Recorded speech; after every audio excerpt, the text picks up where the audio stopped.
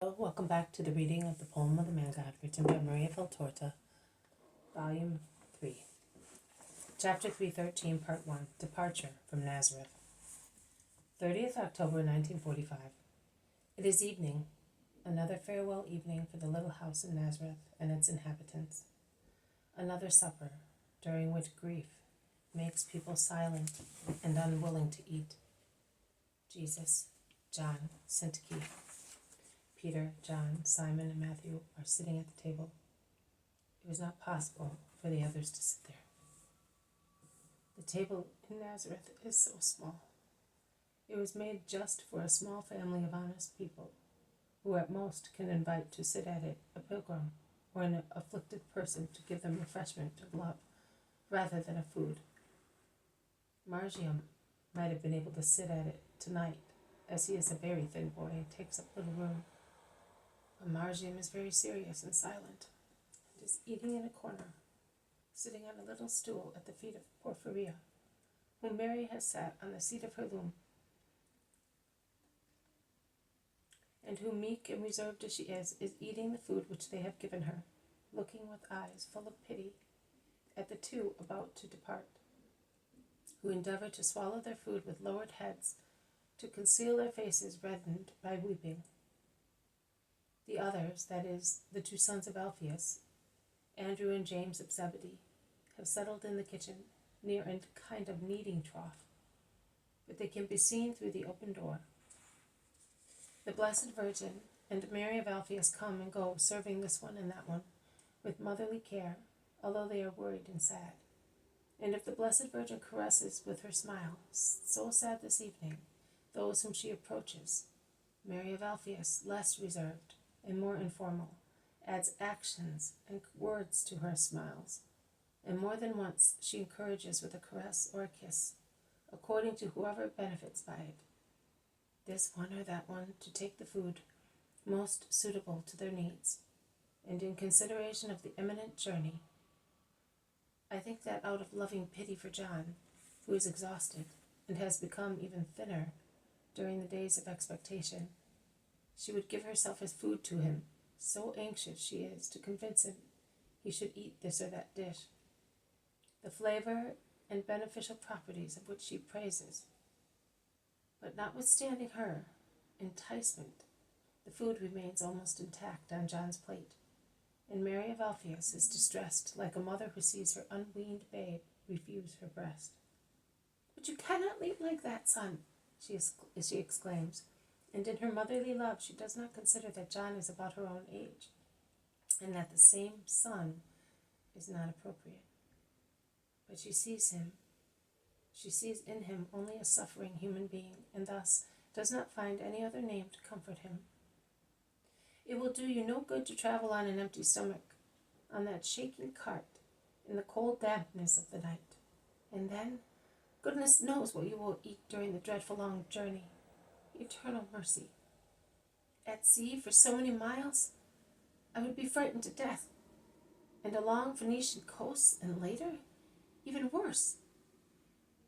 And the owner of the ship will certainly be a Philistine, or a Phoenician, or from some other hellish country, and will have no mercy on you.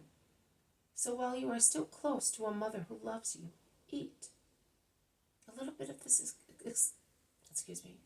exquisite fish, just to please Simon of Jonah, who prepared it at Bethsaida with so much love, and taught me how to cook it for you and Jesus, so that it may nourish you.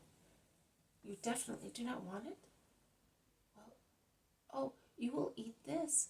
And she runs into the kitchen and comes back with a tureen full of a steaming pudding. I do not know what it is. It is certainly a kind of flour or corn mashed with milk. Look, I made this because I remembered that one day you spoke of it as a sweet remembrance of your childhood. It is good and will do you good. Come on, just a little. John lets her put some spoonfuls of the soft meal in his plate and tries to swallow it.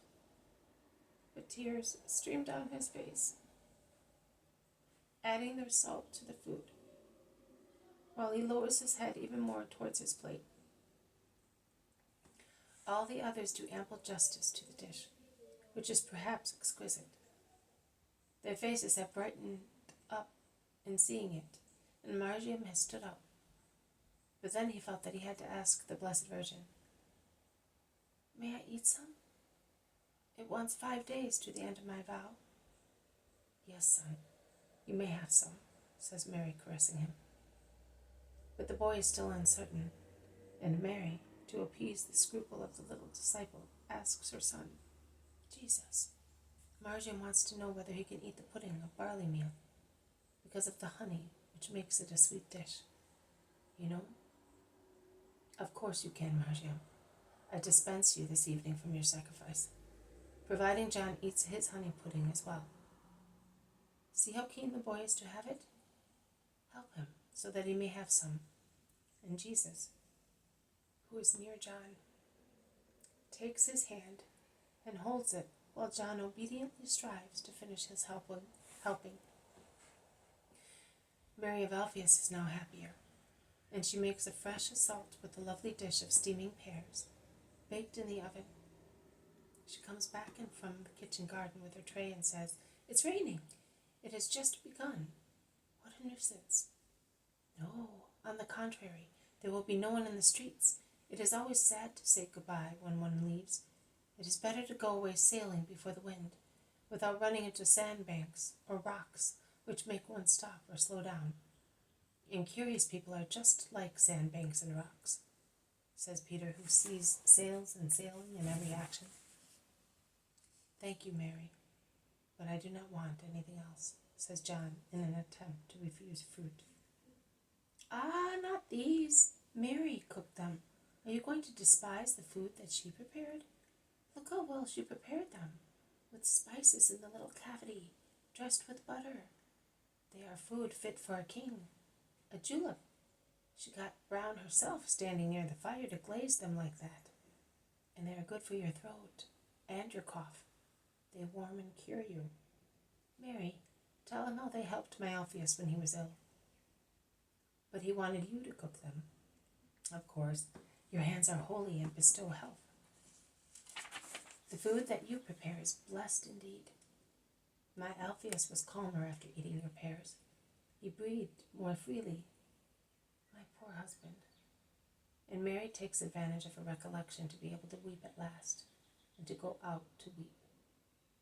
Perhaps I am evil-minded, but I do not think that Mary would have shed a tear for her poor Alphaeus that evening, had she not felt pity for the two who were about to leave. Mary of Alphaeus was so deeply grieved for John and Syntyche, and so distressed at the departure of Jesus, James, and Judas, that she burst into tears in order not to suffocate. Mary now replaces her and lays a hand on the shoulder of Syntyche, who is sitting opposite Jesus, between Simon and Matthew. "Come on, eat up. Are you going to leave and let me worry also, because you have gone away on almost empty stomachs?" "I have eaten, Mother," says Syntyche, looking up and showing her tired face marked by several days' weeping. She then lowers her head towards her shoulder, on which Mary's hand is resting, and rubs her cheek on the little hand to be caressed. With her other hand, Mary caresses her hair and draws towards herself the head of Syntyche, whose face now rests on her breast. "Eat, John. It will really do you good. You must not get cold. Simon of Jonah, will you see that every evening he has some hot milk with honey, or at least some hot water and honey? Remember that." "I will see to that as well, Mother. You may rest assured," says Syntyche. "I am sure. In fact, but you will do that when you are settled in Antioch. Simon of Jonah will see to it for the time being. And remember, Simon, to give him much olive oil. That is why I gave you the little oil jar. Watch that it does not get broken. And if you see that he has difficulty in breathing, do as I told you, using the other little vase of balm. Take enough of it to rub his chest, shoulders, and kidneys. Warm it first so that you can touch it without burning yourself. Then rub it on and cover him immediately with the woolen bands I gave you. I prepared the balm for that special purpose. And you, Syntyche, remember its composition so that you can make more. You will always be able to find lilies, camphor, dittany, resin, and cloves with laurel, artemisia, and the rest. I hear that Lazarus has gardens of essence plants at Antigonium, And they are wonderful, says the zealot who has seen them. And he adds, I do not want to advise anything, but I say that place should be more healthy for John, both for his spirit and his body, than Antioch.